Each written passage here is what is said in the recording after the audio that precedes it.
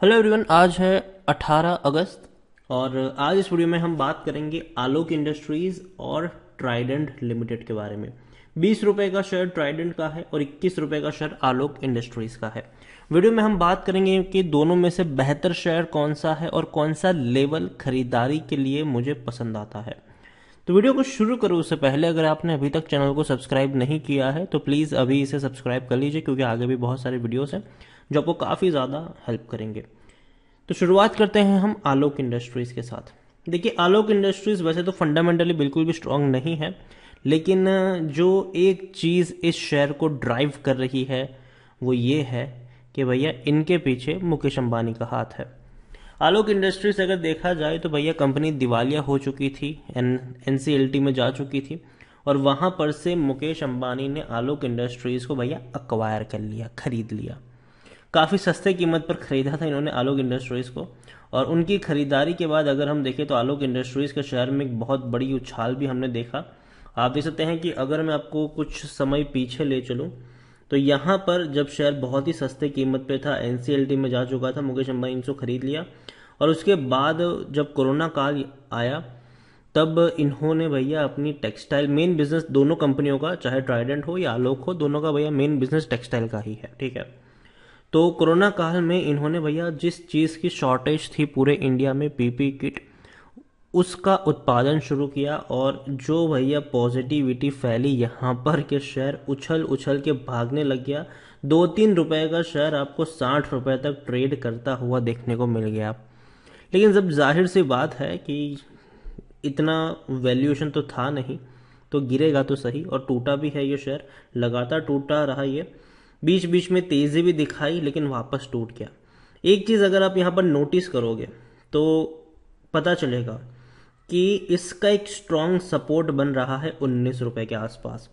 आलोक industries आप देखिए, जब बहुत बड़ी गिरावट आई थी, शेयर टूट के बिखरा, 19 रुपए के आसपास इन्होंने सपोर्ट लिया, रफ्तार पकड़ ली, 25 पे गया, वापस टूट कर ये आया तकरीबन 21 के करीब, वापस तेजी दिखा दी, वापस ये टूट कर आया था ये 19 रुपए के करीब, फिर तेजी पकड़ ली, फिर 19 रुपए 18-19 पर आया, फिर से तेजी पकड़ ली।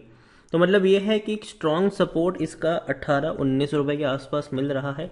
और जब भी ये शेयर इस लेवल पे आता है तो मैं हमेशा कहता हूँ कि यहाँ पर मुझे रिस्क काफ़ी कम नज़र आता है और रिवॉर्ड मुझे ज़्यादा नज़र आता है लॉन्ग टर्म के लिए। लेकिन एक चीज़ ये भी है कि दौड़ जाने के बाद ये दोबारा टूटा है, 31 रुपए से लगातार टूट कर ये नीचे आ रहा है। बहुत ज़्यादा गिरावट ऑलरेडी यहाँ पर हमें देखने को मिल चुकी है। मिड कैप शेयर है, 10,900 करोड़ के आसपास का इसका मार्केट कैप है, 47 लाख के अराउंड का इसका वॉल्यूम ट्रेड है। शेयर होल्डिंग की बात करें तो 75% की होल्डिंग प्रमोटर के पास है और भैया रिलायंस इंडस्ट्रीज सबसे बड़े प्रमोटर यहाँ पर देखने को मिल रहे हैं। एक भी शेयर गिरवी नहीं है। एफआईएस के पास 1.30% की होल्डिंग है। एफआईएस म्यूचुअल फंड दोनों ने खरीदारी करी है। 0.02% की होल्डिंग म्यूचुअल फंड, 0.72% की होल्डिंग इंश्योरेंस कंपनी के पास यहाँ पर देखने को मिली है। हालांकि डिविडेंड पे नहीं कर रहा है ये। 2013 में आखिरी बार डिविडेंड पे किया, उसके बाद कोई डिविडेंड पे नहीं किया है। और तो और अगर हम नजर करें तो according to Moneycontrol user 68% लोग खरीदने की सलाह दे रहे हैं, 25% लोग आपको यहाँ पर बेचने की नसीहत भी दे रहे हैं, 7% लोग होल्ड करने की बात यहाँ पर कर रहे हैं।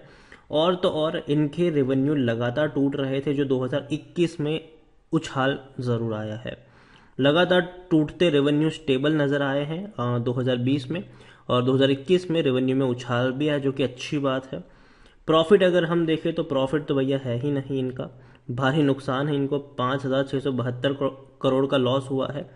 लेकिन उम्मीद करते हैं कि अब नए जो पैसा आया है, जो कहते हैं कि एक नया मैनेजमेंट है, काफ़ी सारे बिजनेस मिल सकते हैं। हालांकि मैनेजमेंट तो वही है, लेकिन जो नया नाम जुड़ गया है मुकेश अंबानी का, काफ़ी सारे बिजनेस इनको फ्यूचर में मिल सकते हैं और काफ़ी सारे प्रोजेक्ट इनको मिल सकते हैं, जो कि बहुत अच्छी बात है इनके लिए। आलोक इंडस्ट्रीज की बात करें तो खरीदने का अभी भी सही मौका है, क्योंकि शेयर ओवरबोट जोन में नहीं है और ना ही कोई रेड फ्लैग्स हमें यहाँ पर नजर आते हैं। इतना ही नहीं, शेयर होल्डिंग की अगर हम बात करें तो डेफिनेटली यहाँ पर अच्छी खासी होल्डिंग प्रमोटर के ही पास है। रिटेल के पास 16% के आसपास की होल्डिंग नजर आती है, मतलब आप और हमारे जैसे जो लोग हैं, 16% की होल्डिंग रिटेल वालों के पास है। और पहले भी 16% की ही थी, मतलब कोई ज़्यादा चेंजेस नहीं आया है रिटेल वालों। ऐसा नहीं है कि भैया रिटेल ने बहुत ज़्यादा शेयर खरीद लिया, जितने थे उतने ही है। शेयर होल्डिंग पैटर्न में कोई उतना बड़ा चेंजेस हमें देखने को नहीं मिला है। एफआईएस ने खरीदारी करी है तो भैया यहाँ पर अदर पार्टीज के द्वारा थोड़ी सी बिकवाली भी हुई है। ओवरऑल शेयर होल्डिंग पैटर्न में कोई सस्पिशियस चीज़ नहीं है कि भैया रिटेल वालों को ज़्यादा पकड़ाया गया और बड़े फंड हाउस बेच रहे हैं, प्रमोटर बेच रहे हैं, ऐसा कुछ भी नहीं है। अच्छी खासी होल्डिंग प्रमोटर के पास है और वो उसको ही मैनेज कर रहे, होल्ड कर रहे हैं। जो 75% की होल्डिंग कर सकते हैं उन्होंने की भी है, जो कि अच्छी बात है। आलोक इंडस्ट्रीज की पॉजिटिविटी की अगर मैं बात करूँ तो भैया सबसे पहली चीज़ वही है कि भैया मुकेश अंबानी का हाथ है इसके पीछे, मतलब पैसों की तो कोई इनको प्रॉब्लम होने वाली है नहीं। नेगेटिव की बात करूँ तो भैया फाइनेंशियल उतने अच्छे नहीं है, कंपनी के जो लॉसेस हैं वो बढ़ते जा रहे हैं। अच्छी बात यह है कि इनके जो रेवेन्यू है उसमें इजाफा हुआ है और आने वाले समय में पोटेंशियल नज़र आता है यहाँ पर। और तो और शेयर उस प्राइस पे ट्रेड कर रहा है जहाँ पर इनके स्ट्रॉन्ग सपोर्ट नज़र आते हैं 19 और 20 रुपए के आसपास। तो अगेन मैं कहूँगा आलोक इंडस्ट्रीज पसंद आता है मुझे, लेकिन मैं 21-22 पे खरीदने की जगह मैं कहूँगा कि अगर 20 रुपए के आसपास मिले डेफिनेटली आप यहाँ पर बाय करके चल सकते हैं। लेकिन एक चीज़ यहाँ पर ये भी जोड़ना चाहूँगा, ये एक रिस्की शेयर है, ठीक है, और जहाँ पर रिस्क इन्वॉल्व होता है वहाँ पर आप एक बहुत बड़ी क्वांटिटी कभी भी ऐड नहीं कर सकते हैं। अब आपको 1000 खरीदने हैं, ठीक है, 300 शेयर आप खरीद सकते हैं 20 रुपए के लेवल के आसपास, फिर वेट करिए। अगर 18 तक जाता है तो थोड़ी और क्वांटिटी ऐड करिए, वेट करिए, थोड़ी और गिरावट है और क्वांटिटी ऐड करिए। हालांकि चांसेस कम है कि 18 से नीचे ये शेयर चला जाए, मुझे लगता है कि कभी भी बाउंस बैक यहाँ पर देखने को मिल सकता है। लेकिन एक चीज़ ये भी है कि बाउंस बैक के बाद आपको दोबारा नीचे की तरफ भी आता हुआ नजर आएगा। तो एक बहुत बड़ी क्वांटिटी खरीदने की सलाह मेरी इसीलिए भी नहीं है। टुकड़ों में खरीदारी करोगे तो ज़्यादा फायदे में रहोगे। और हाँ, कोशिश करिए कि 20-21 रुपए के आसपास ही खरीदें आप इसको, इवन 20 रुपए का वेट करें। और बहुत बड़ी जल्दबाजी करने की ज़रूरत भी यहाँ पर नहीं है। फंडामेंटली उतना स्ट्रांग नहीं है लेकिन पोटेंशियल काफ़ी ज़्यादा है कि यहाँ से ये ग्रो कर सकता है। दूसरा है ट्राइडेंट, ये मुझे बहुत ही ज़्यादा पसंद आता है। तब से मेरी बाइंग की रिकमेंडेशन है जब से ये 4 रुपए के आसपास ट्रेड कर रहा था। अच्छी खासी रफ्तार इसने पकड़ी है और मैं हमेशा कहता हूँ कि इस शेयर में आपको पोर्टफोलियो बढ़ाना चाहिए, मतलब कि आपको यहाँ पर इन्वेस्टमेंट करना चाहिए, ट्रेडिंग नहीं करनी चाहिए। ऐसा नहीं करना चाहिए कि चलो 4 रुपये पर मेरी बाइंग थी, 20 पे पहुंच गया, मैं इसको बेच के निकल जाता हूँ। मैं यही कहूँगा बने रहिए यहाँ पर, 20 से 30 पर भी जाने का पोटेंशियल है। लेकिन हाँ, एक डिस्क्लेमर यहाँ पर ये भी है कि ये एक बड़ी रफ्तार के बाद थकता है ये शेयर। आप देखिए 6 और ये चीज़ मैं कई बार एक्सप्लेन कर चुका हूँ, ठीक है। 6 रुपए के बाद एक बड़ी रफ्तार पकड़ी, 8.5 पर पहुंचा, लेकिन बाद में वापस टूट कर ये 7 रुपए पर आया। फिर लंबा वक्त उसने उस लेवल पर बिताया, फिर एक बड़ी रफ्तार पकड़ी, 16 रुपए तक गया, फिर टूट के ये 13 रुपए तक आया और 13 और 14 के बीच में लंबा वक्त बिताया इसने। फिर एक बड़ी रफ्तार पकड़ी, फिर टूट के नीचे आया, फिर एक लंबा वक्त बिताया, फिर एक बड़ी रफ्तार पकड़ी, 22 रुपए तक गया। अब यहाँ से फिर से टूटकर नीचे आया था 19 के आसपास, फिर से थोड़ी और नीचे प्रेशर यहाँ पर माउंट हो रहा है। देखिए ट्राइडेंट खरीदारी कर सकते हो, 19 रुपए के आसपास मिलता है, बाइंग करके चल सकते हो यहाँ पर, क्योंकि देखिए अभी ऑलरेडी एक बड़ी रफ्तार ये दिखा चुका है। तकरीबन 17 रुपए से ये पहुंच चुका था 22 रुपए पर, जो कि इसका हर बार देखने को मिलता है कि एक बड़ी रफ्तार के बाद ये थकता ज़रूर है। तो मुझे लगता है कि अब इसका थकने का टाइम आ चुका है, ठीक है, यहाँ पर अब थकने का टाइम है। अब ये लंबा वो वक्त बिताएगा, 19 और 22 रुपए के बीच का वक्त होगा ये, ठीक है, 19 और 22 रुपए के बीच ये अब लंबा वक्त गुजारने वाला है। उसके बाद एक रफ्तार पकड़ेगा और पहुंचेगा 25 रुपए के करीब। तो अगेन 19 के आसपास मिलता है, आप बाइंग कर सकते हैं। लेकिन एक चीज़ ये भी कहूँगा कि ऐसा नहीं होना चाहिए कि आपका 1 लाख रुपए आपके पास हो और 20-30 हज़ार रुपये आप सिर्फ ट्राइडेंट पे निवेश कर दें और बाकी का मतलब आप बाकी के लिए बचा के रखें।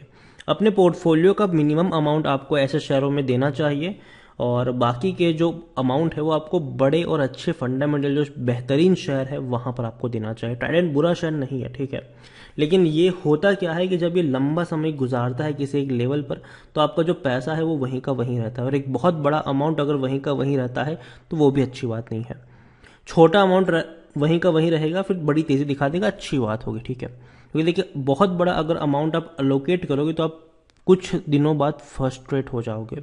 छोटा अमाउंट होगा तो आपको लगेगा चलो ये कोई बात नहीं, रहने दो इसको आराम से। तो वो एक चीज़ भी यहाँ पर रहती है, तो उसको भी ध्यान रखिए।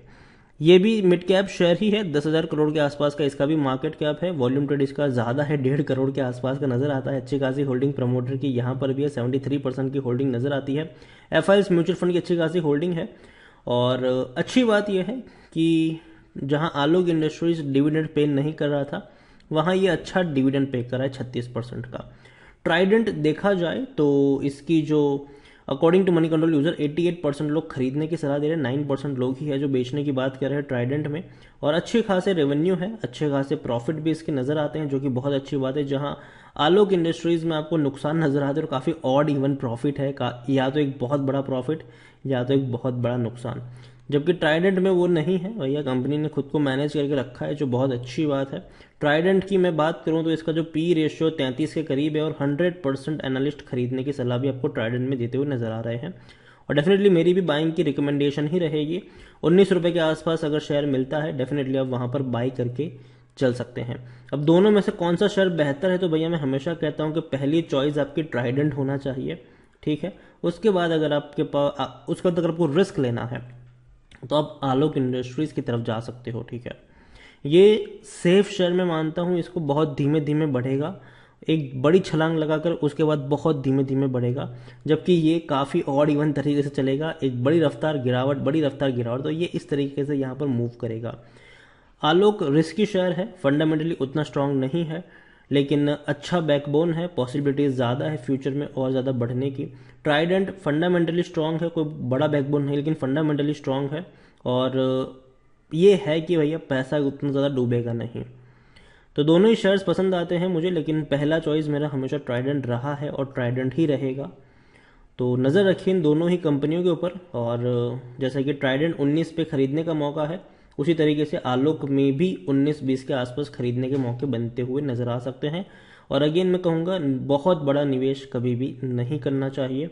अपने पोर्टफोलियो का मिनिमम परसेंटेज आपको यहाँ पर रखना चाहिए। ऐसा नहीं होना चाहिए कि आपके पोर्टफोलियो का 20-25% का हिस्सा ये शेयर घेर के रख ले।